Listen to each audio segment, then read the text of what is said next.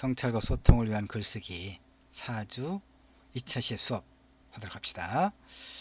1차 시는 조지 오웰의 글쓰기와 관련된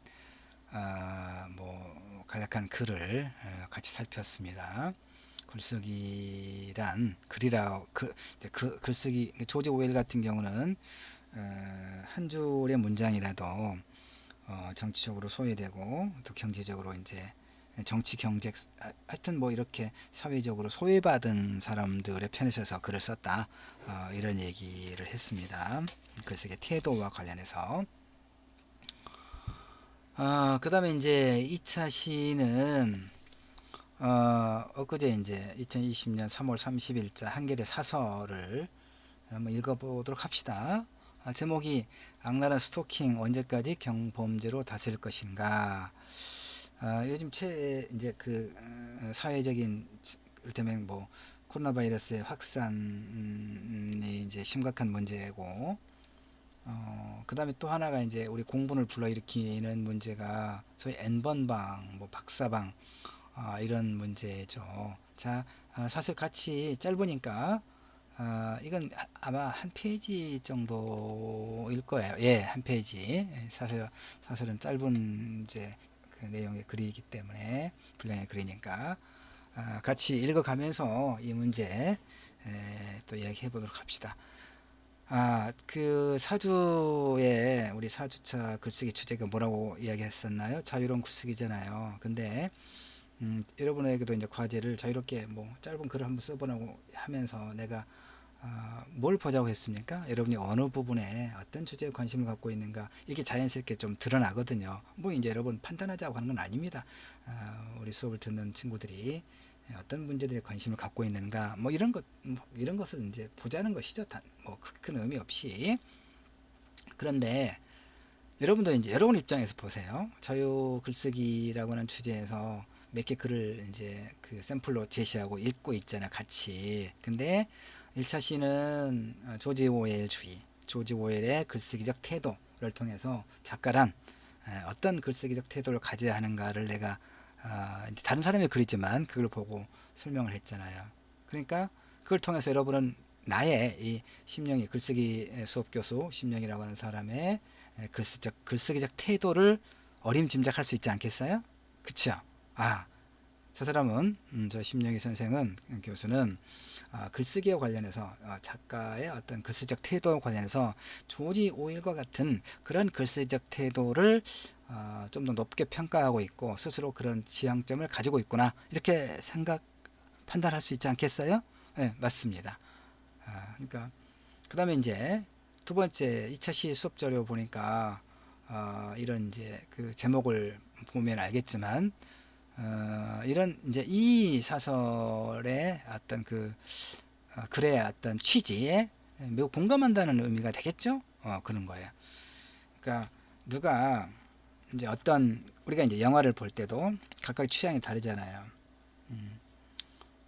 영화를 볼 때 누가 어떤 영화를 좋아한다, 또 누가 어떤 이제 문학 작품을 즐겨 읽는다를 통해서 그 사람이 어떤 분야에 관심을 갖고 있고, 일테면 뭐 여러분도 SNS 좀 많이 하나요?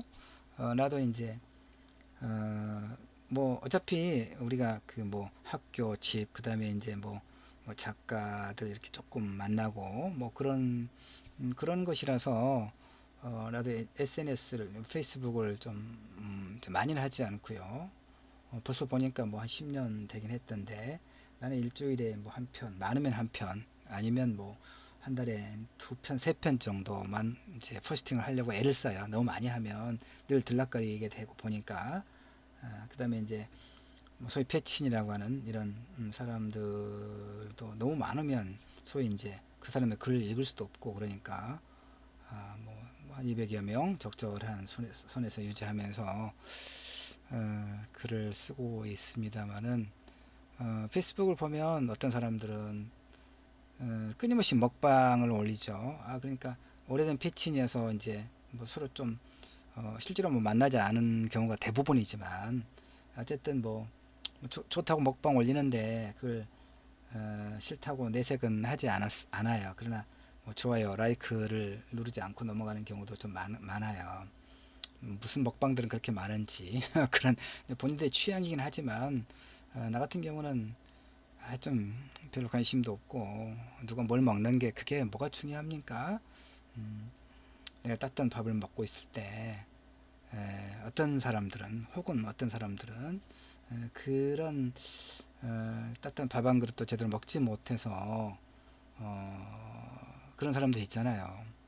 근데 먹방을 계속 올리는 것은 그렇게 유쾌한 일은 아니죠. 그 다음에 어디 이제 나도 뭐 가끔 해외여행을 간다거나 다른 선생님들하고 그러면 한 장 정도 사진을 골라서 이제 올리긴 합니다만은 그냥 뭐 수십 장의 사진을 올리고 뭐 자랑하는 그런 것도 그러니까 자기 과시적 경향이 좀 그런 SNS에 좀 있죠. 어쨌든 취향의 문제죠. 그러니까 나 같은 경우는 그런 게 별로더란 얘기예요. 쉽게 말해서.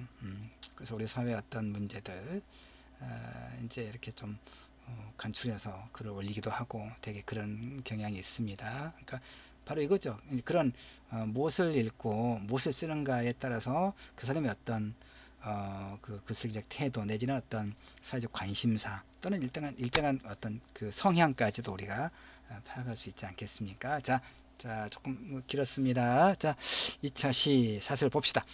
이른바 N번방 디지털 성착취 범죄에 대한 이게 이제 리벤지 포르노라고 했었는데 이제 그게 이렇게 용어가 좀 바꿨죠. 우리가 작년부터 디지털 성범죄, 성착취 범죄에 대한 국민들의 분노가 스토킹 범죄 처벌법에 대한 요구로 번지고 있다.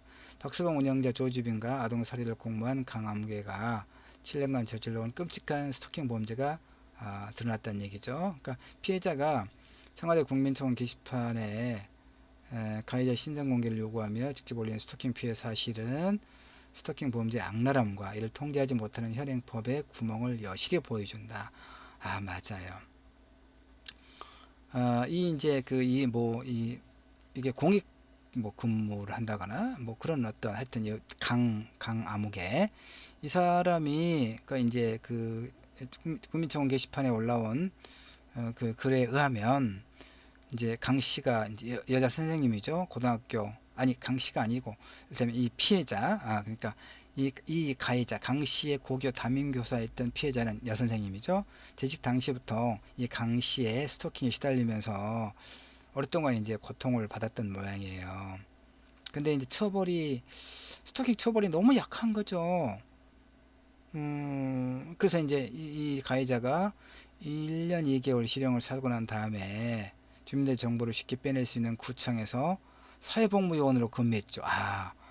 사회복무요원으로. 그래서 이제 이 그 고등학교 때 이 여교사의 그 이제 주소, 가족관계 다 빼내가지고 그 어린 딸을 이제 성폭행이라든가 뭐 살해 위협 이런 것을 공공연하게 도모했다는 거 아니에요. 그러니까 이 여선생은 이제 가족들도 이름과 주민번호까지 바꾸고 숨죽여 살아야 했고 얼마나 공포스러웠겠어요. 특히 어린 자식의 생명을 놓고 잔인하게 협박하는 스토킹 앞에서 피해자가 느꼈을 두려움은 그렇죠. 짐작하기도 힘들어요. 이제 우리 수업을 듣는 한 30명 정도의 우리 학생들 중에는 뭐 남학생도 있고 여학생도 있고 대략 그럴 거예요. 나도 이제 아들 하나, 딸 한 명, 아들 한 명, 딸 한 명 있는데 이제 뭐 부모 마음이 같아요. 다 같지요. 예컨대 아들에게는 어떤 걱정을 합니까? 여러분이 남학생들 같은 경우에 부모님이 되게 어떤 걱정합니까? 일테면 뭐 그 타지에서 이렇게 그 하숙을 하거나 기숙사에 살거나 그러면서 공부하고 그럴 때 고향에 있는 부모님들은 어떻습니까? 어떤 걱정합니까? 남학생들의 경우에 밥은 잘 챙겨 먹고 다니는지 이런 거 아니에요? 똑같은 친구들하고 어울리면서 술을 너무 많이 마시거나 그래서 실수하지 않는지 되게 이런 걱정하죠. 여학생들의 경우는 어떤 걱정하던가요, 부모님이?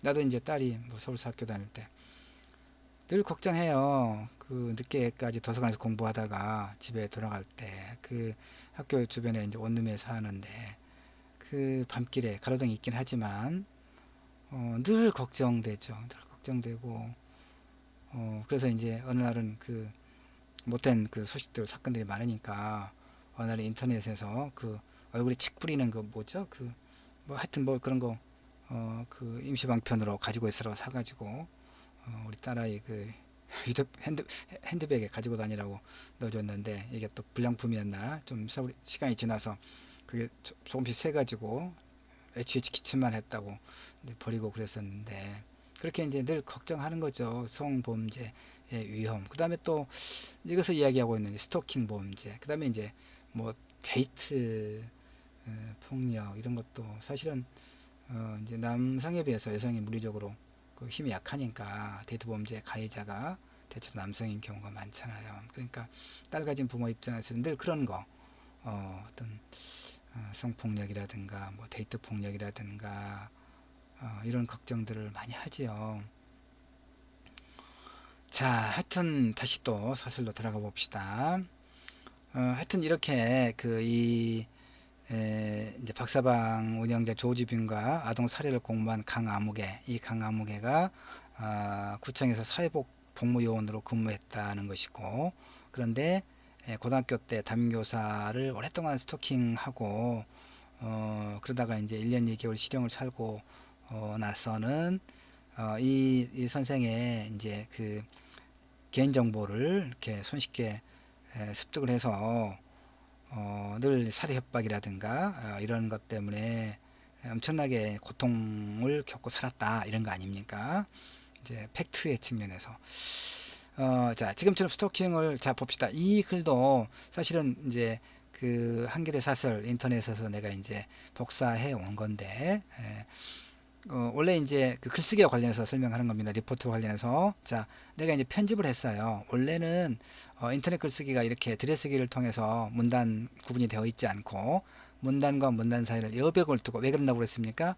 모니터로 글을 읽어야 되니까 눈의 피로도 이런 걸 감안하고 그 다음에 읽기 쉽게 하기 위해서 나름대로 이제 문단과 문단 사이를 들여쓰기 아니죠.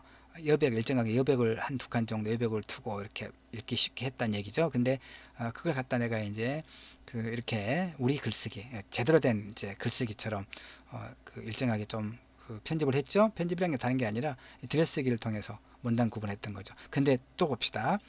의도하지는 않았지만 자연스럽게 이 문단과 문단의 글의 분량 거의 비슷하죠. 이렇게 되는 거예요.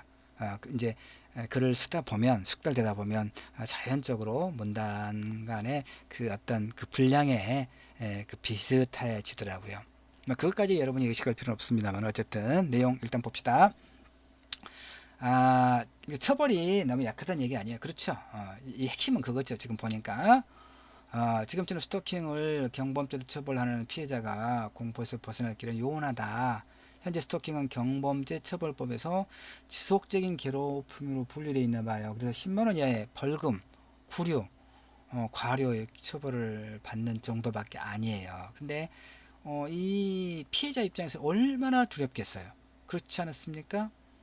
밤길을 나도 이제 그 몸이 약해요. 그 몸도 작고 몸피도 작고 그러니까 사실 뭐 그 밤길이라든가 아니면 뭐 호젓한 산길이라도 혼자 이렇게 등산하거나 이럴 때 있잖아요. 그럴 때 좀 사실은 좀 이렇게 주변을 이렇게 좀 살피는 의식적으로 또는 무의식적으로 그런 게 있어요. 불안하잖아요. 누군가가 아 누군가의 생명을 위협하는 범죄에 대한 처벌 강도가 쓰레기, 무단투기 수준에 불과하다는 거죠. 우리는 법이 너무 처벌이 약해요. 강씨처럼 상습 협박 등으로 우회 처벌을 받아도 형량이 높지가 않더라는 얘기죠. 아까 1년 2개월 실형 살았다고 그랬죠. 이렇다 보니 강씨 경우처럼 재범 발생은 필연적이다. 처벌이 약하니까. 그래서 이제 더불어민주당의 정춘수 의원이 경찰청에서 지출받은 자료를 보면 이제 어떤 그 자료의 출처를 이렇게 밝히면 그래서 어떤 그 긍정적인 면이 있습니까? 이 글의 객관성이 높아지는 거죠. 그렇죠? 이렇게 출처를 명백하게 밝히면 글의 객관성이 높아지는 거예요. 글의 객관성이 높아지고 이 글의 논지가 살죠. 그래서 설득력이 있는 거예요. 경찰청에서 제출받은 자료를 보면 지난해가 2019년이겠죠. 지난해 스토킹 범죄 건수가 583건이죠. 근데 그 이를테면 신고된 건수가 이것밖에 안 되겠습니까? 실제로는 그다음에 스토킹을 경범죄로 처벌하기 시작한 2013년에 근조 갑질 가까이 늘어난 것이 583건인데 실제로는 더 그러겠죠. 사실은 이제 그 관련 학자들의 그 일반적인 얘기가 성범죄 같은 경우에 스토킹은 이제 좀 조금 다르긴 하지만 하여튼 크게 보면 그 성폭행, 성폭력 사건이 이제 그 경찰에 사법당국에 접수되고 사건화한 경우가 실제 일어난 사건의 10분의 1 정도에 불과하다 이렇게 이야기하잖아요. 근데 그렇게 본다면 유추한다면 스토킹 범죄에도 이게 작년에 583건밖에 아니라고 하는 것은 사실 믿지 않겠죠. 여기다 이제 곱하기 10을 하면 약 6천 건 정도. 이래야 합리적이지 않겠습니까? 어쨌든 자 총선이 뭐 이제 뭐 다음 주인데 거의 모든 정당들이 스토킹 처벌법을 여성 유권자를 겨냥한 주요 공약으로 내세웠으나 믿음이 가지. 왜냐하면 뭐 이 20년째 스토킹 처벌법에 대해서 그러니까 처벌을 잘 안 해요. 잘 안 씁니다. 발의만 하고 발의는 굉장히 쉽죠. 처리는 안 해요. 그러니까 실제로 국회의원들 그 발의하는 법안 생색내기용으로 법안을 발의하면 20명인가 이렇게 동료 의원들 서명을 받으면 법안을 발의할 수가 제출할 수가 있어요. 의안과에. 근데 이게 이제 관련 상임위에서 논의가 되고 법사위를 통과하고 국회 본회의를 통과해야 실제로 그 법이 되거든요. 뭐 개정하든 새로 만들든. 근데 뭐 이게 뭐 100분의 1도 안 된다고 그래요. 그래서 국회의원들이 정말 직무유기하고 있죠. 1년에 1억 5천 정도의 연봉을 받아 챙기면서 7명 정도의 부자진까지 거느리고 있는 이제 뭐 이런 일만 잘한다면 국민의 어떤 잘한다면 그게 아깝겠습니까만은 워낙 하지 않으니까. 그래서 이제 이 글에서는 더 이상 스토킹 처벌법이 발의만 되고 처리돼서는 안 되는 법원의 상징으로 남아서는 안 된다. 피해자는 국민청원 게시판에 저도 안전한 나라에서 평범하고 행복하게 살고 싶다라고 하소연하고 있다는 얘기죠. 이것이 목숨을 건 투쟁이 돼서는 안 되지 않느냐라고. 그러니까 지금 이 이제 사설의 요지는 다시 정리하면 뭡니까? 주장하는 게 뭡니까? 스토킹 처벌법이 20년 동안 국회에서 잠들고 있다. 그 처벌이 경범죄 처벌법 이를테면 뭐 쓰레기 무단 투기한 사람에게 그 부과하는 과태료 10만 원 수준에 불과하다. 근데 이제 실제로 스토킹 피해자는 생명의 위협은 물론이거니와 성폭행의 이제 위협이라든가 이런 공포의 일상에 노출되어 있는데 어떻게 20년 동안 국회에서 이 스토킹 처벌법을 이제 강력한 처벌로 이렇게 개정하는 그 법안이 20년째 잠자고 있냐? 그래서 내일 모레 총선이고 이제 이런 N번방이니 뭐 이런 이제 그 여론의 비난을 받으니까 부랴부랴 무슨 또 뭐 처벌을 강화하게 된다 말만 하지 곧 총선인데 어떻게 되겠습니까? 바로 이런 것을 이제 비판하고 있는 거죠. 자, 이제 이 사설은 이제 그 스토킹 범죄를 이야기하고 있지만 N번방 같은 건 어떻습니까? 여성을 성적 대상화하고 손쉬운 어떤 거래 대상으로 하고 특히 이제 심지어 그 이제 아동이라든가 미성년자들까지 성범죄 대상으로 하고 있고 그 다음에 이것이 그 뭐 그 비슷한 어떤 그 범죄 같은 경우도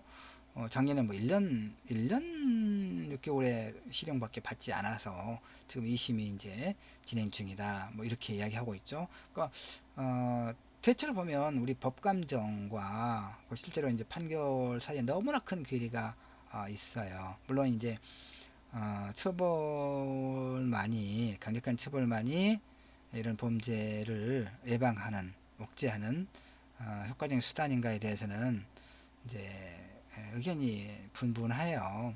강력한 처벌보다는 교화를 통해서 그러한 이제 범죄가 재발하지 않도록 하는 것이 바람직한 당연한 얘기인 것 같지만 그러나 피해자 입장에서는 그게 아니겠죠.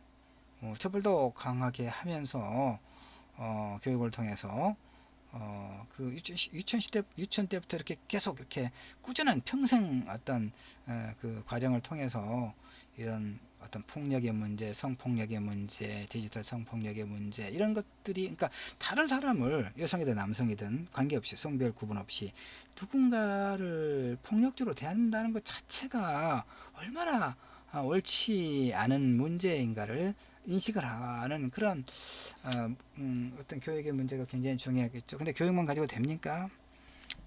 이런 범죄를 저지른 사람들은 대체로 어떻습니까? 일단 성범죄의 경우는 N번방이니 박사방이니 성범죄의 문제는 여성을 손쉽게 성적 대상화하는 어떤 거래 대상으로 삼고, 그 다음에 이제 이걸 통해서 돈을 벌 수 있는 그런 아주 천박한 타락한 자본주의의 어떤 부정적인 면도 있죠. 그 다음에 우리 사회에서 오랫동안 여성에 대한 어떤 여성을 성적 대상화하고 있는 어떤 그런 가부장제의 일정한 어떤 그런 구조 속에서 왜곡된 성인식을 갖고 있는 남성들이 상당히 많다는 그런 측면이 있지요. 그다음 그걸 부추기는 우리가 인터넷 일테면 내가 이 한겨레 이제 우리 이 수업 자료를 찾다가 인터넷 들어가서 이 기사 검색하면 뭐가 달라붙습니까? 엄청나게 많은 그 광고가 조금씩 달라붙는데 그 대부분 보기도 민망한 그런 무슨 상품화와 관련된 광고가 굉장히 많아요. 참 답답하죠. 그렇습니다. 물론 이제 이 지금 글을 읽고 내 강의를 듣는 이제 친구들 중에서 특히 남학생들 같은 경우는 조금 어떤 정서적 어떤 반감이 일부 있을 수도 있습니다. 어떤 거냐면 남성 전부를, 그러니까 남성을 전체를 일반화하는 이런 태도는 되면 일정하게 저항감이 있죠. 물론 그렇습니다. 그러나 이제 일단은 대체로 이제 이런 부분에서는 남성이 가해자로 등장하고 있고, 그것은 왜 그렇습니까? 여성이라면 되면 이런 디지털 성범죄 같은 경우에 특히 여성이 남성의 사진을 찍어서 이를테면 유포하는 것보다는 남성이 여성의 사진을 찍어서 유포하는 게 비율적으로 더 높잖아요. 많잖아요. 왜 그랬습니까? 여성에 대한 정절의 강요라고 하는 그런 측면이 있어요. 그래서 이제 여성의 이제 이런 피해의 희생의 악순환에서 벗어나지 못하는 상황이 되는 것이죠. 그래서 이 문제를 극복하지 않으면 우리가 지금 이제 코로나 바이러스 확산하고 이걸 극복하는 대처하는 과정에서 보면 대체적으로 이제 우리가 상대적으로 상당히 잘 하고 있다고 이렇게 평가받잖아요. 외국의 사례와 비교하면 정부의 대처도 하여튼 최선을 다하는 듯 보이고, 그다음 의료진이나 간호 인력도 최선을 다하고 있는 듯 보이고, 그다음에 우리 국민들도 마스크 사는데 이제 좀 힘들긴 했지만 오늘 나 마스크 사는 뭘 날짜가 돼서 우리 아파트 약국을 보니까 이제 줄 서 있지 않더라고요. 그러니까 마스크 구매라든가 이것도 일정하게는 좀 안정이 된 것 같고, 아직도 지역사회 감염의 염려는 남아 있긴 하지만 일단 이 바이러스에 대처하는 우리 사회의 어떤 일정한 어떤 성숙도라고 그럴까, 시민의식이랄까, 이것이 다른 나라는 비교되죠. 되면 슈퍼마켓, 대형 마켓에서 사재기를 한다거나 이런 게 사실 우리는 거의 없었으니까 이런 것들이 일정하게 우리 사회가 상당히 좀 선진화됐구나, 어떤 시스템이라든가 시민의식이라든가 이렇게 좀 일정하게 자부할 수 있잖아요. 그런데 이 디지털 성범죄를 보면 전혀 그렇지 않다는 걸 또 알 수 있잖아요. 여성이든 남성이든 어떤 대상을 성적 대상화하고, 그러니까 인격적으로 동등한 인격으로 대접하고 존중하고 그러면서 관계를 만들어 나가는 게 아니라 어떤 대상화하는 것, 그 다음에 착취하고 그걸 돈벌이의 수단으로 삼고 이런 것은 정말 못된 범죄죠. 범죄에 대해서는 정말 단호한 그런 처벌을 해야 되는데, 실제로 실정법이 이게 이제 우리가 분노해봐야 판사들이 그야말로 손방망이 처벌을 많이 하더라고요. 보면 초범이고 반성하고 있고, 그 다음에 동종 전과가 없고 이런 것들. 그래서 이제 집행을 유예한다거나. 피해자 입장에서는 얼마나 원통하겠습니까? 국민의 법 감정을 따라가지 못하는 어떤 판결의 문제도 우리 사회 심각하게 이제 이를테면 바꿔야 될 그런 문제가 되고 있습니다. 정리하면 엄정한 처벌과 함께 교육과 그다음에 이제 이런 인식의 변화를 통해서 어떤 성범죄를 줄여나가는, 그다음에 또 이제 구조가, 우리 사회 구조가 굉장히 그 매우 치열하기 때문에 이제 어떤 사회적 박탈감을 가지고 있는 이제 그런 사람들이 묻지마 범죄라든가 여혐 범죄를 일으키는 경향이 굉장히 많거든요. 그러니까 구조적인 측면에서는 조금 더 굉장히 어려운 부분이긴 하지만 좀 평등 지향적인 그런 사회로 나갈 것이 요구된다고 볼 수도 있어요. 그 구조적인 측면에서는. 어쨌든 뭐 사주 2차 시수업 자료는 이제 이런 스토킹이라든가 디지털 성범죄라든가 이런 내용 글을 가지고 살펴봤습니다. 자, 수고하셨습니다. 3차 시 또 수업을 이어서 하도록 하겠습니다. 고맙습니다.